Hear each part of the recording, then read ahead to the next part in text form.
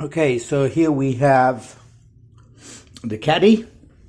And okay, so in there you can see there's a bit of cinnamon, ginger, sliced ginger, the brown stuff or the pale yellowy stuff, that's honey, and then the almost clear stuff is lemon juice.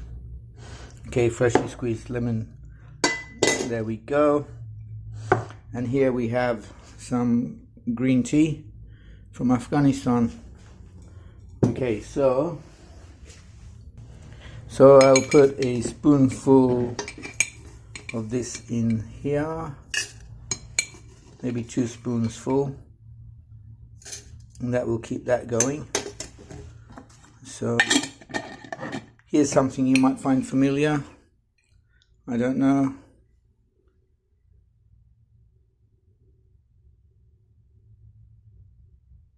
No.